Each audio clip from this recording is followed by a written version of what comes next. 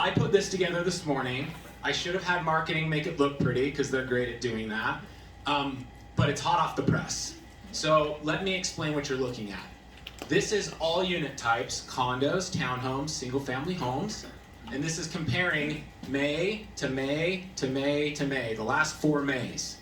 Because we're all trying to put together, well, inventory's rising a little bit, but unit sales are down, but prices are way up. What do we tell our clients? So if you can scroll down a little bit, Joe, all the way to this table. Here's what you need to know about the numbers we just went through.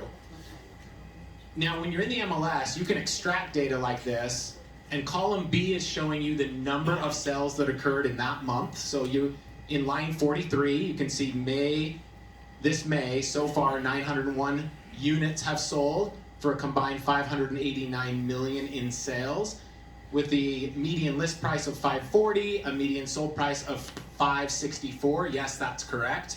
We're still on average selling more than list price. So 104% of asking price is what we're averaging right now on those 900 sales. And then average price per foot, beds, baths.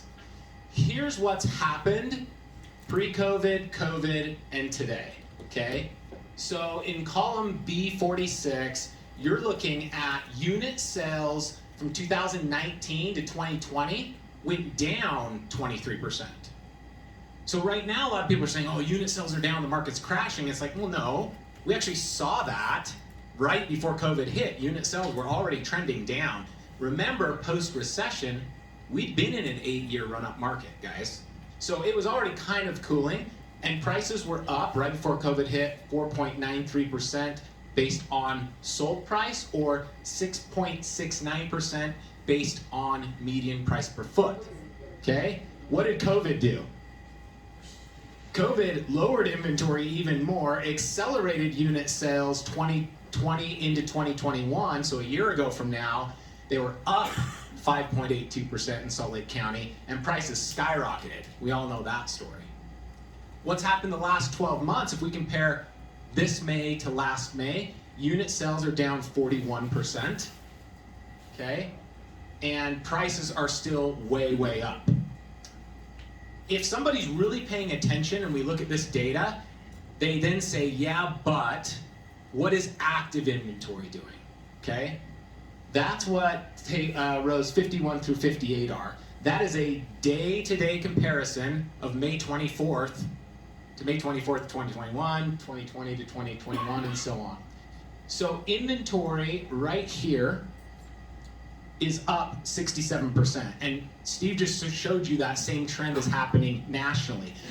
But don't confuse that with what happened in the recession, okay? Just to give you general numbers, inventory from 2008 to 2011 in Salt Lake County 5 times itself. We went from about 2,000 units on the market to over 10,000. It's the first time our MLS had seen that, and that was about 10 years ago from now. So we had extremely low inventory. That's coming back in check. And the prior 2 years, it was down significantly.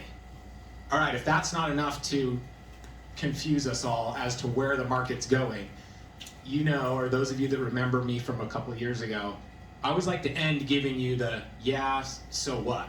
How do you talk to a buyer or a seller about this? If I was giving a 30-second elevator pitch, my message to sellers right now is, if you tried to time it, which no one can do, and there is no crystal ball, we kind of flew past it, and that was about 60 days ago. However, inventory is still low enough, and the understanding of consumers about what real estate has done the last few years is still so positive that I think you still have a run through kind of this summer to put your place up. And I would do that. Time is your friend right now, okay? Now if they follow that up with, is it, why? Is it gonna crash in the fall?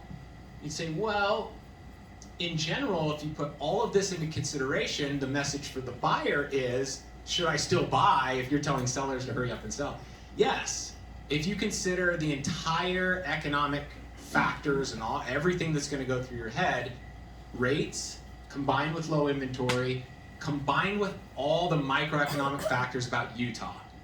we don't have time to dive into them, but Ken Gardner Institute, if you just want to Google that, their annual report is probably the best to show your clients. They have really easy to understand, colorful graphs, and you can go into population growth, COVID in-migration, unemployment rate, job growth, wages, young population, university status growth, all these things.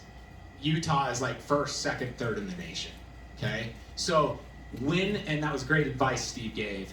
My advice to those buyers is when you're reading doomsday national articles, you need to talk to you guys, your local expert who's getting real current information like you're getting today to understand how it's going to be here. And it's looking pretty positive here. All right? Happy selling. Good luck.